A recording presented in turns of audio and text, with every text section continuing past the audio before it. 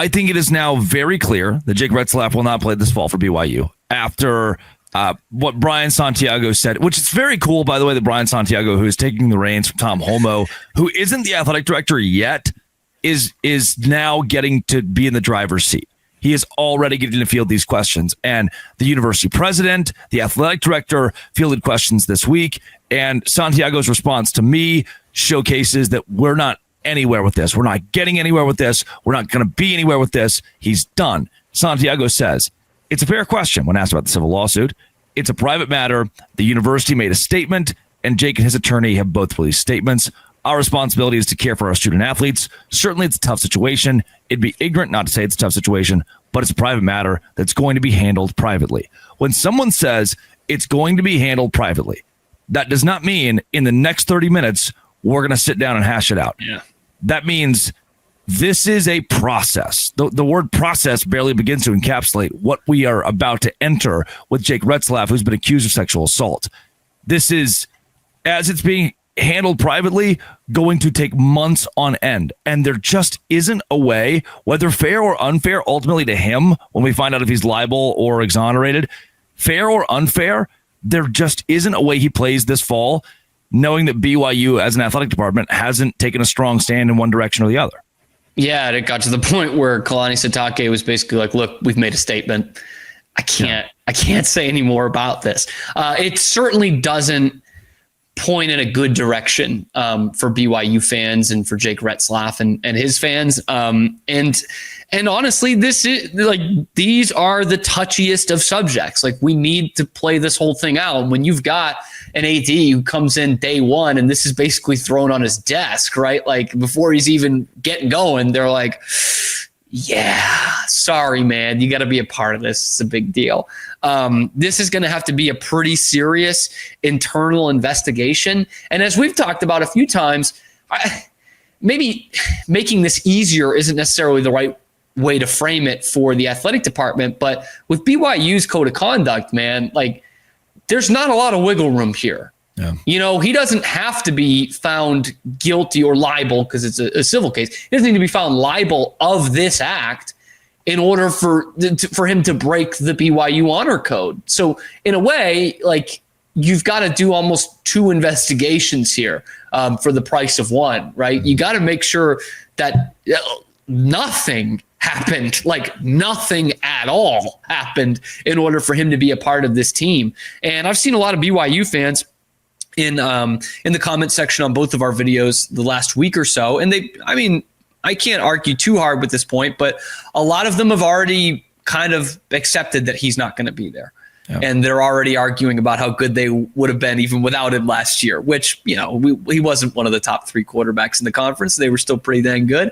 But I think the BYU fan base has kind of come to that as well, of he's not going to be our quarterback this fall. And there's nothing that we've seen in the almost 2 weeks since the lawsuit was filed that would suggest that this is a complete farce, that Jake Retzlaff is going to be cleared of this and play in 2025. There's nothing that's even hinted at that just yet.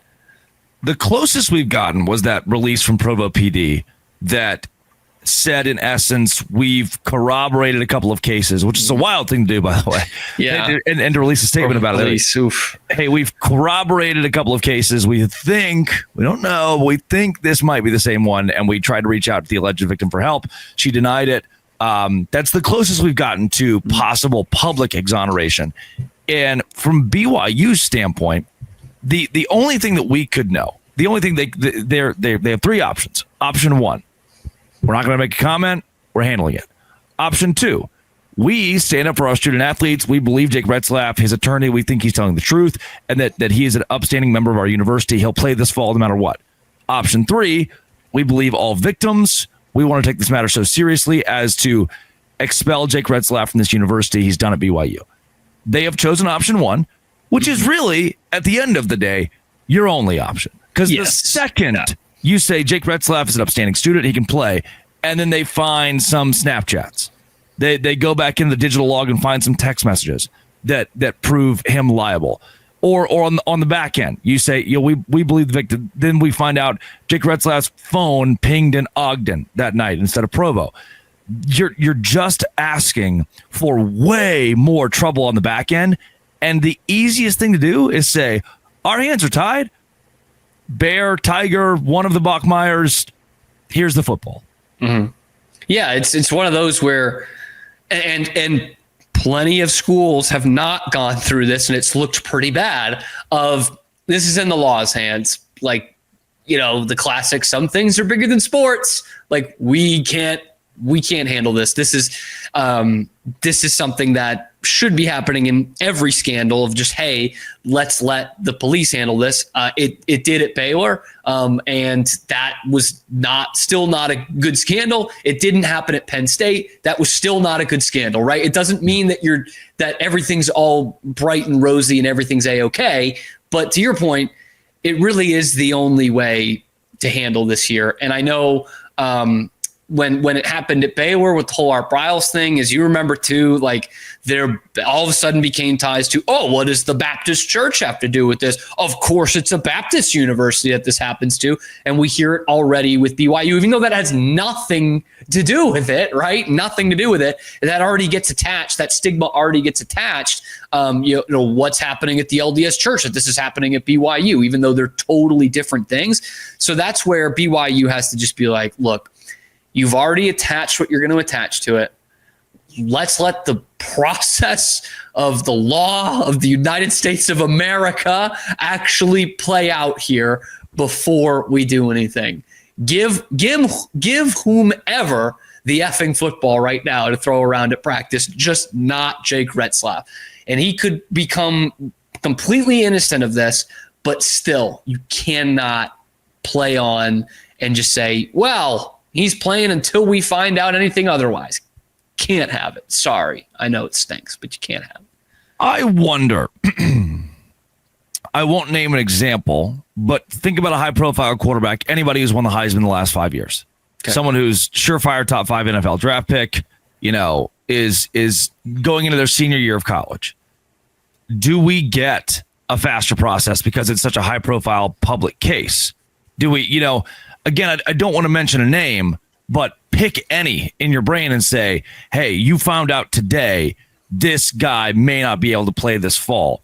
How does a university like Tennessee, Alabama, LSU, right? It's public. They can't skirt the law.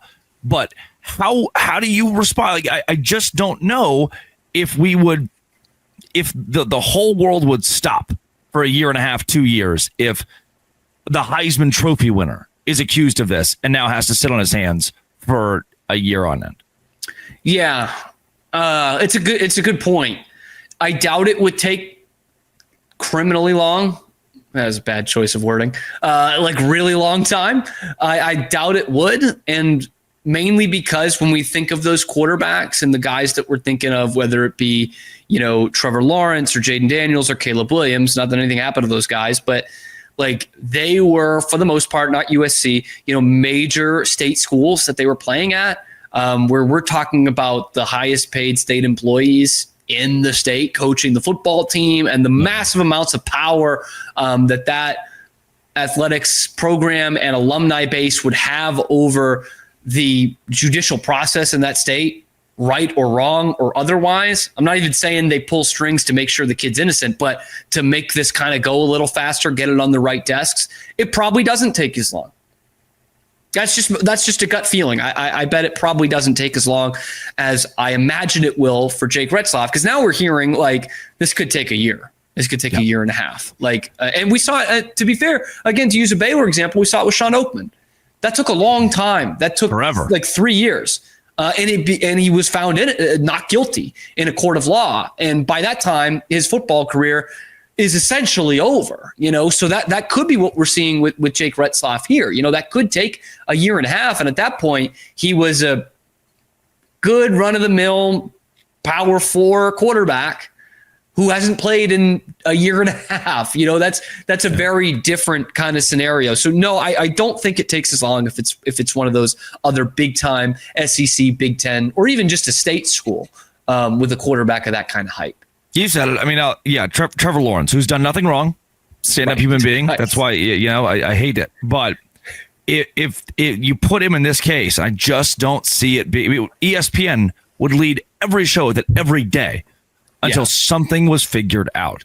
And that's the thing. It would become too much. It would become too much of a media thing. Like, I mean, we talk about these scandals, the BYU one that we're talking about right now, the Baylor one, big scandal still, like big around college football. But if that same thing was happening at Alabama, that would be the number one sports story in the country every day. So, I think from that standpoint, it would have to be sped up a little bit.